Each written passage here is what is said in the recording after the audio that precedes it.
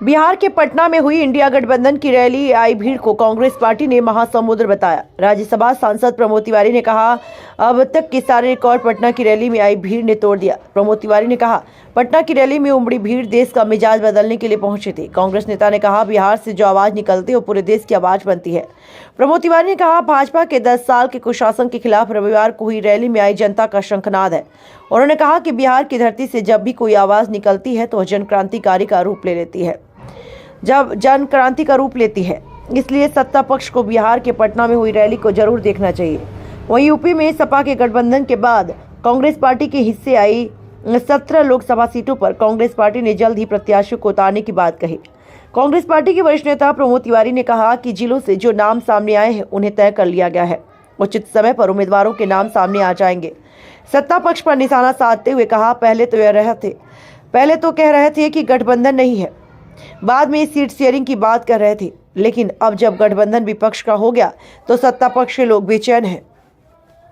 वहीं बीजेपी की 195 लोकसभा सीटों पर घोषित उम्मीदवारों को लेकर भी कांग्रेस नेता प्रमोद तिवारी ने प्रतिक्रिया दी। उन्होंने कहा कि जिस पार्टी के पास 300 से अधिक लोकसभा की सीटें हैं वह सिर्फ 195 सीटों पर प्रत्याशी उतार रही है। इसका मतलब है उन्हें पता है कि उनके सांसदों के खिलाफ एंटी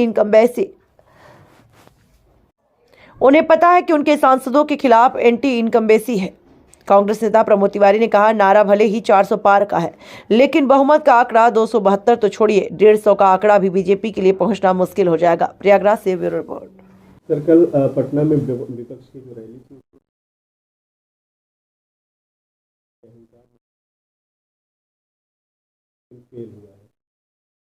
भारी बरसात, विपरीत मौसम के बाद कल गांधी मैदान पटना में महासमुद्र उमड़ा था जन सैलाब का।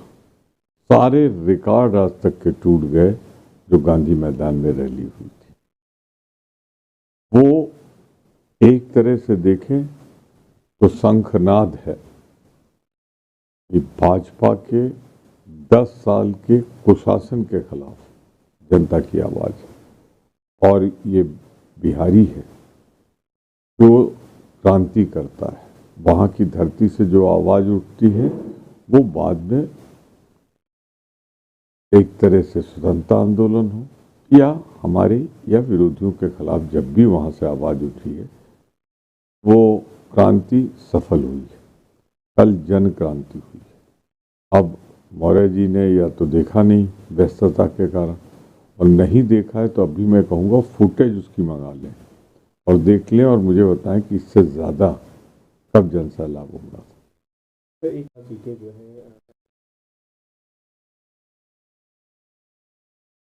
कब तक यहाँ पर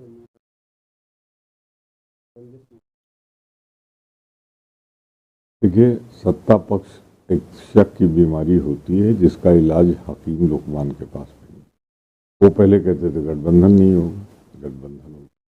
जब गठबंधन हो गया तो उन्होंने कहा नाम नहीं होगा, नाम भी हो गया।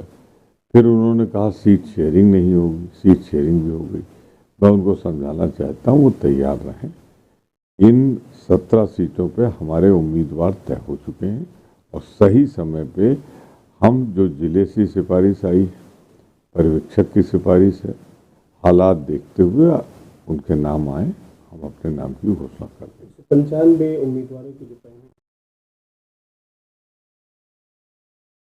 देखिए, जिसके पास 300 से ज़्यादा सिटिंग और वो सिर्फ 195 की जारी कर रहा है, यानी वो खुद मान रहे हैं कि हमारे जो सिटिंग एमपीज हैं इनके खिलाफ एंटी इनकम्बेंसी, और जो उन्होंने चेहरे दिए हैं उनमें बहुत से ऐसे हैं जो एंटी इनकम्बेंसी के शिकार हैं, जिनके बारे में चर्चा है कि चुनाव लड़ेंगे तो हार जाएंगे। तो भाजपा इस समय ढूंढ रही है दक्षिण में यहाँ वहाँ की कहीं से जान बचाने की मौका मिल जाए। नारा तो 400 पार का है पर 272 का ठिकाना नहीं है। मेरा अपना आकलन है कि ये 150 के आसपास सिमट जाएगी भाजपा।